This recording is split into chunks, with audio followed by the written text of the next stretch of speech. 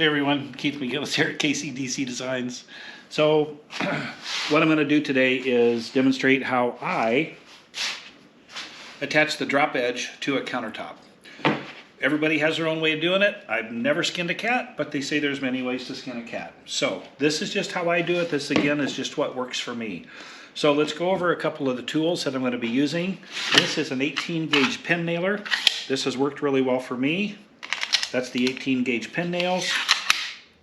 It's pneumatic, works on air, but I have my Titebond 2 glue, and I have this roller, and I learned about this from Kenny the Master Draculis. It's an amazing tool, and it works fantastic for spreading the glue out. Many of you use clamps. Again, there's many ways to skin a cat. I do not use clamps on my drop edges. Once I glue it, once I pin nail it, in my opinion, it is going to set up. It has set up. I've never had one separate, and I will continue to do it that way, again, because that works for me. Also, because once I get that glued and once I get that pin nailed, I can take this project, I can move it out of the way and work on something else. I've tried using putting numerous clamps on there, but then I'm really limited on being able to move this piece around. So anyway, that's what works for me. With my scrap MDF, I have a lot of boards that I already have pre-cut. These are pre-cut at 1.5 inches. Sometimes I'll use 2 inch. It's all going to depend on the countertop. These two pieces I'm about to build, fabricate, are bathroom vanities. And this is in a commercial building. And so once I get the drop edge on these, on this bathroom vanity, instead of doubling up the MDF, I'm going to fill this area with 3/4 plywood. For me, I feel better about it. I think structurally it's a little bit stronger, and because there's going to be freestanding legs, that's what they will screw the legs up into, is a 3/4 plywood. So let's get on with the drop edge. This piece here I already have pre-cut. This is going to be the front of the countertop. On the front of the countertop, I prefer not to have separate pieces, because that's just one extra seam that is going to have to be bondoed. So on a front edge, I like to have one continuous piece. Again, that's already cut to size. So I'm just simply going to add some glue.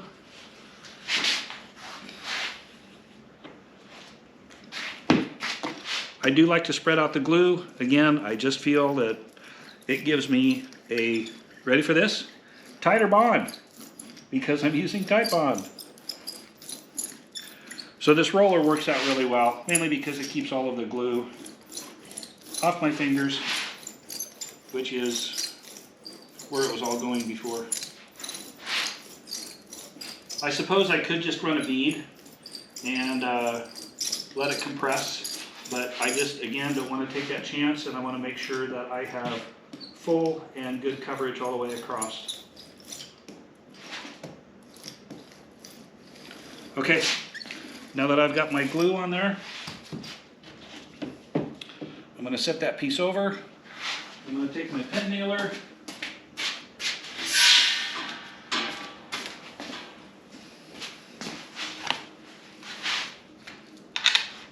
For me, what I like to do is to start on one edge, and I get that edge squared up as good as I can. Put that down, then I come down to this edge, get that squared up, that down, and then same thing in the middle, and halfway between. Now I'm going to get the rest of this pin nailed, and I'm going to put my pin nails about 2 to 3 inches apart.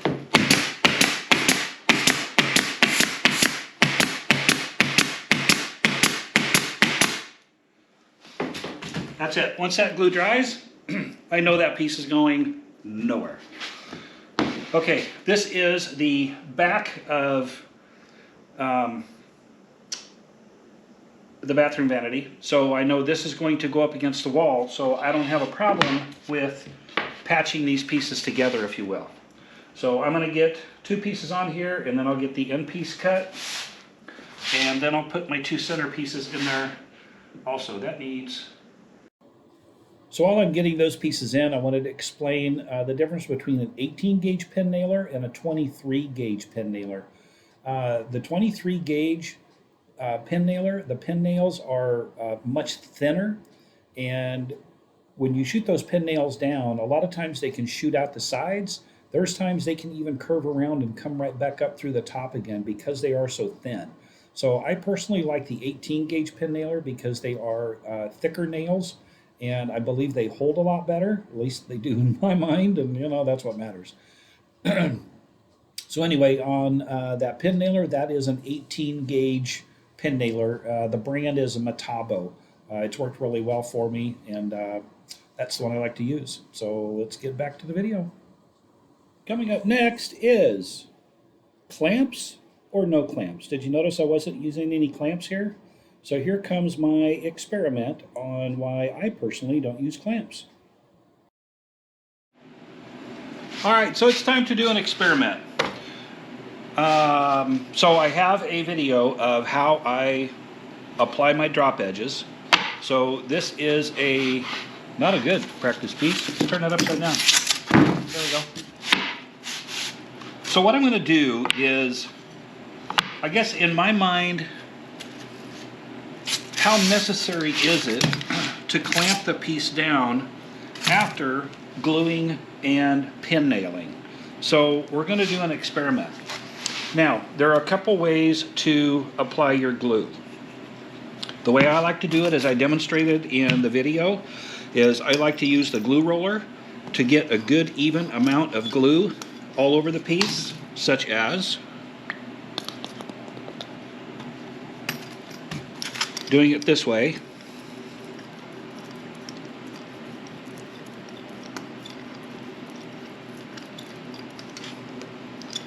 Then I'm simply going to add that piece on. I'm going to take my pin nailer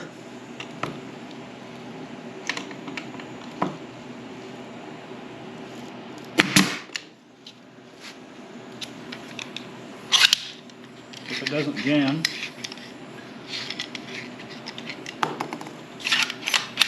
Then I'm going to take my pin nailer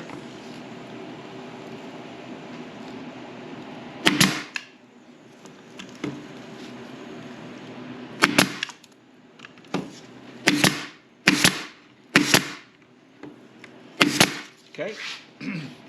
I'm not putting any clamps on that side. On this side, now another way, let's glue, what did I do there? Now another way to glue that piece down is apply your glue, then place that piece down onto the surface. There I can see where I would definitely want to use clamps, because I'm not going to, I want to be able to get a full spread of that glue over the entire piece. Personally, I don't like to take that chance, so it doesn't take but a minute. I just want to make sure I've got that piece fully coated. If this is going to be a drop edge that I'm going to be applying Bondo to the edge, I want to make sure I have a full even coat of glue. This is the Tight Bond 2 that I use, so we're going to pin nail this one down also.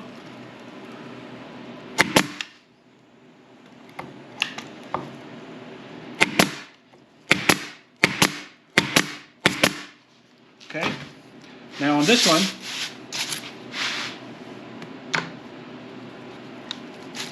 we're going to clamp this one down.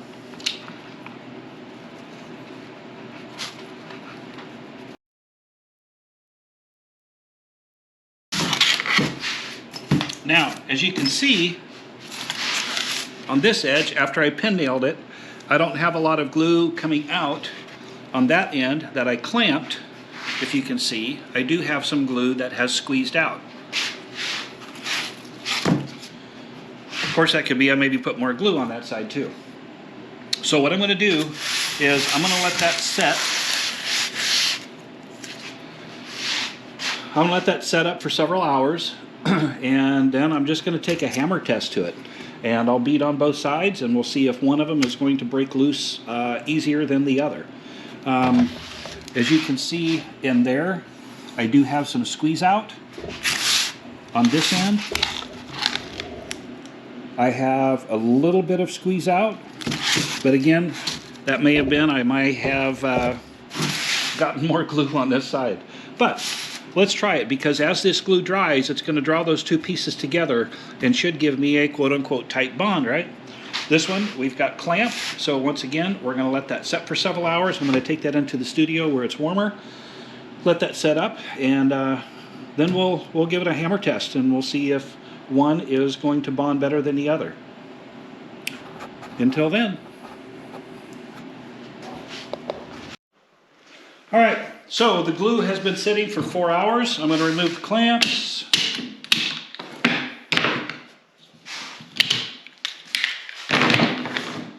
And so this side was clamped, this side was not. So let's give it a test. Let's start with this side.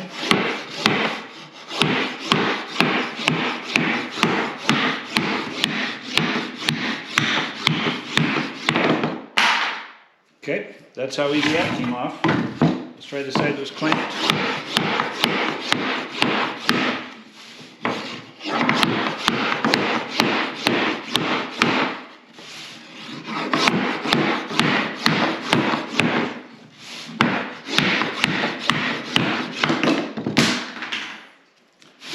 That side popped off too.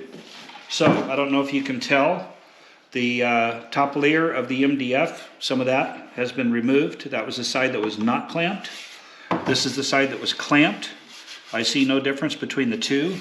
They both broke loose. They both broke loose with about the same amount of force. So again, this is just me, but in my mind, the downside with when I put clamps all the way around a drop edge on a countertop,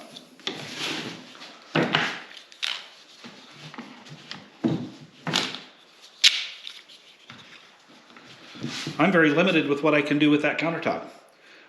First of all, it has to be sitting off the edge. My countertop isn't going to be sitting like that. So there's really nothing I can do until I wait for however long before I remove those clamps. If I just glue and pin nail, if need be, I can move that countertop out of the way. So my assessment is, personally, I don't see advantage of clamping it.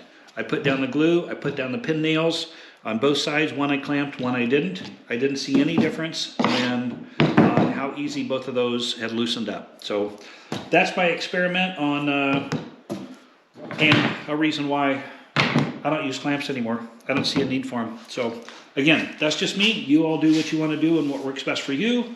That's all I have, and here ends today's lesson on attaching a drop edge. Have a good day, y'all.